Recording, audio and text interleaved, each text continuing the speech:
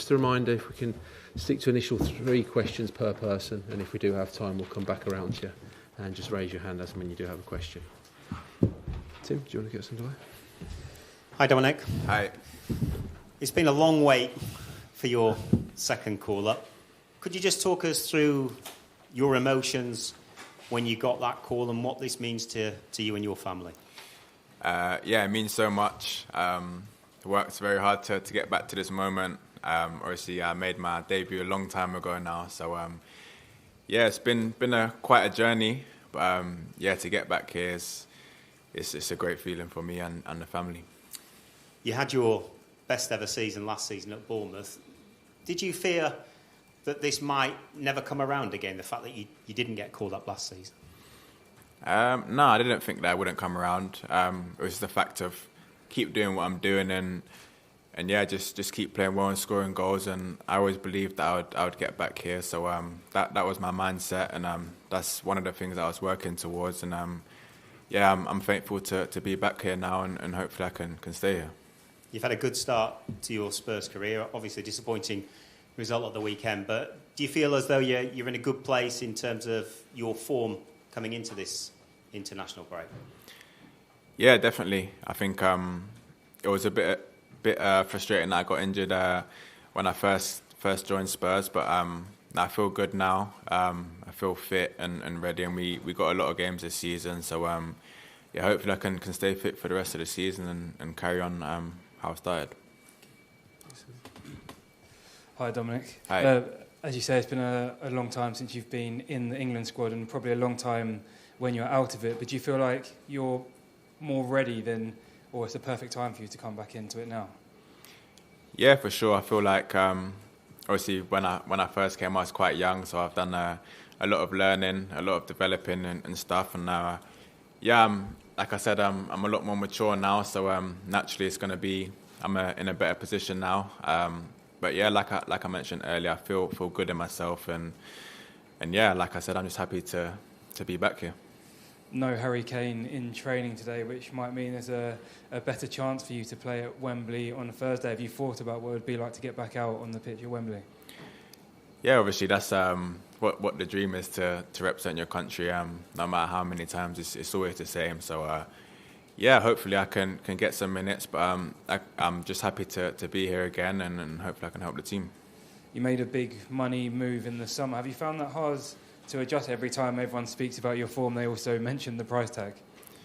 Not really. I think it's just part of football. If I went on a free or for what I went for, I'm still going to have to perform the same way. So I think in football, it's the same really, and you just got to do the business. Dom, hi, congratulations on your recall. Just when you were in that under-17 team, it was about, a decade ago, only you, Joe Gomez and Lewis Cook have actually gone on to sort of get senior caps. As well as ability, what qualities do you need? I think you need to be really strong mentally. I think the mental side of football is just as big these days, because there's so many ups and downs, a lot going on and off the pitch. So it's always important to stay focused and believe in yourself and keep working hard. And everyone's journey is different. You see some people have a smooth sailing career and some not as smooth. So yes, it's just about sticking with it. When you were at Chelsea, you had players like Diego Drogba and Diego Costa, and then obviously at Liverpool you had Firmino and Mane and Mo Salah. What did you learn from those forwards? Yeah, a lot. Obviously being around world-class forwards every day, learning, watching what they do on and off the pitch, especially when you're young and just trying to find your way. There's always bits of people's games you can take and learn from. So yeah, I'm lucky enough to been able to follow in their footsteps. Did you keep the shirt from that Brazil game? Yes, of course. Still got it framed in my house. One of the greatest achievements of my career. I think from when you're young and you're just playing football, you obviously want to make it, but representing your country is a whole nother level. So I'm still grateful for that moment to this day. Gareth Southgate, after that, ahead of a friendly in Leicester against Switzerland, it really stood out to me, asked who was one of the players out of that squad now that he thought would have a big future with England. And he said, Dominic Solanke, who has performed at every age level. Do you remember him saying that to you? And is that shirt hanging up, that time you went up against Neymar, being a big mental strength, a big tool to you, and winning, of course, the Euros? Yeah, I think, like I mentioned, everyone's journey is different. And yeah, I was in the England setup throughout all the age groups.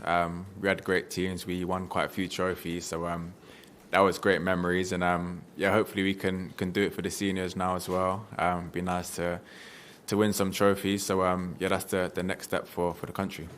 And you've been coming through the age group so long, and we've been tracking your success for so long and your quality, that people might not realise you're a year and a bit more younger than Ollie Watkins. So a lot of time to make that impact. And Neymar had a big impact on you that day, didn't he? Yeah, I think Neymar's one of the greatest footballers to ever play the game. Yeah, someone that everyone enjoys watching, I think. Such a special player. So, yeah, players like that bring joy to football. That's Faye. Yeah. And then John. Hey Dom, great to see you. Hi. I'd love to know what Lee Carsley said to you when he was recalling you, and also what he said to you since you've been on camp about what he wants to see from you for this week. Yeah, well, it was Thursday. We had an away game, so I was away, just chilling in bed, preparing for the game, and yeah, he dropped me a message just to give him a call. So yeah, it didn't take me long to pick up the phone, and yeah, I called him, and I knew Cars from England under 21 days, so he's a familiar face, and yeah, he just said that he's going to put me back in, and he's been watching the games closely and seen how I've been doing. So yeah, he said he wanted to give me the opportunity to come back into the fold. And what does he want to see from you this week? Yeah, I think just everything that he sees at club level. He knows what I can do to help the team, and I think yeah, we got great players all over the pitch, so we all need to do our part to help. How frustrating has it been having to be so patient, the stuttering with the injuries and everything, and watching other players almost go ahead of you at times? No, I think it's just part of football. I think everything happens at the right time for you. And like I keep saying, everyone's journey is different, so I won't have it any other way. I feel like this is the way that had to be for me, and I feel like my game's clicking now, and I feel good in myself. Just finally, in terms of your striker influences, following up with what Henry was saying, who else within the England setup and elsewhere have you modelled your game on? I wouldn't really say I've modelled my game on anyone, but there's obviously great players. Obviously, H, world-class player, done so well for the country for many years now. So, yeah, watching him just take the onus of being the striker for the country, it's a great player to look up to. Thanks very much. Hi, Tom. Just wondering, specifically, what memories do you still have of that first cap, that 15, 20 minutes that you were on the field? Yeah, I still remember quite a lot, to be fair. I was actually away with the England under 21s, and then I came up to the seniors. Had a few training sessions before the game, so I was just trying to do as well as I could to hopefully get in the manager's plans to put me on for a bit. And yeah, on game day, obviously you're on the bench just warming up, praying that you get that opportunity. And yeah, at Wembley against Brazil, there's not many better opportunities to get your debut. So yeah, still great memory. What do you think that you have now that you didn't have back then? Probably all the experience. Back then I was quite young, didn't have a lot of games behind me. So yeah, I've played a lot over the years since then, a lot of minutes, a lot of goals. So yeah, I feel like mentally and physically I'm obviously in a better place. And when you scored at Old Trafford a couple of weeks ago, you probably heard Ange Postecoglou joke about how you'd come through your 180 minutes crisis of confidence before you actually got off the mark with Tottenham. Did that make you laugh? And was there a crisis of confidence, even though it was so small?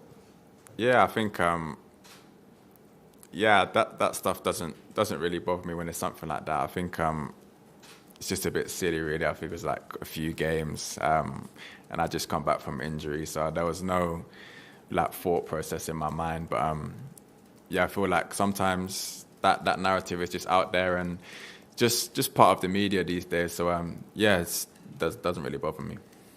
Thanks, Sean. Dan Kilpatrick, the microphone. Just in the back there. Thanks. Hi, Dom. You were involved in both Spurs goals on Sunday by kind of dropping into the number 10 space, which is something obviously Harry Kane does very well. Can you just talk a little bit about that side of your game, and do you think your ability to do that makes you quite a good potential like-for-like replacement for Harry? There's been a lot of times in my career where I've actually played in that number 10 role, so I'm quite familiar with it. And I like to get on the ball. I like to link up play as well. So it's something I've always enjoyed doing. Obviously, I'm a striker mainly, but I like to help the team and get on the ball as well. Ange Postecoglou said several times that he feels like you're the kind of perfect fit for his Tottenham side. Can you talk about what he wants from you and what he's kind of said to you? Yeah, he's a great manager. One of the reasons why I was so keen to join Tottenham. The way he plays definitely suits my style as well, so it's like for like. And obviously you see the way he plays is very aggressive on the front foot, very high, which I enjoy doing. I enjoy pressing. So like he said, it's a great fit. And I wondered, during the last 7 years, have you been approached by Nigeria to play for them? Nah. Thank you. Jeff Abrams. Hi, Dom. Hey. Obviously, you had a brilliant season with Bournemouth last season, but you didn't get in the England group. Do you feel like you're a better player now than you were then? I feel like I'm improving and learning every day. Last season was a great season. But I'm looking to build on that this year, and hopefully I can, better that. Do you feel like you've added anything particular to your game this season? Not particularly, but I like to still try and learn whenever I can, adapt when I need to. The season's still early, so hopefully I can stay fit and keep improving. And you said you worked with Lee at under-21 level. Can you just tell us a bit about what he's like as a coach? Yeah, he's a great guy, great coach as well. Like I said, I've known him for many years now. And I think, all the boys get on well with him. It's a great group, great players and staff. So, it's a great environment to be in. Thanks, Joe. Go back to Matt Reid there. Thank you. Hi, Dom. I think many of us in the room will have been following your career for a very long time, and this isn't to emphasise the length of the gap between your caps, but in that early group with the Freddie Woodmans and the Patrick Roberts and the Adam Armstrongs and all those fantastic attacking and creative defensive players.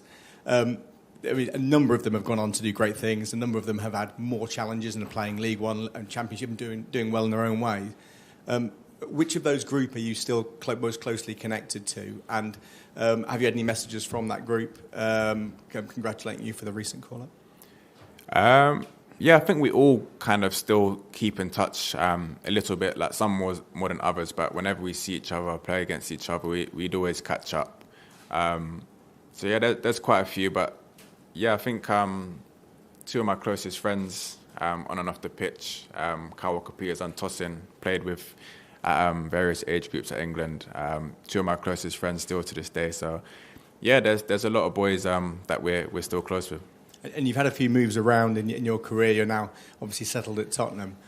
Is there anyone within this squad who would you say is the player who you have most longest term relationship with, who you know best, and who might help you to settle in? I've known quite a few of them for a while.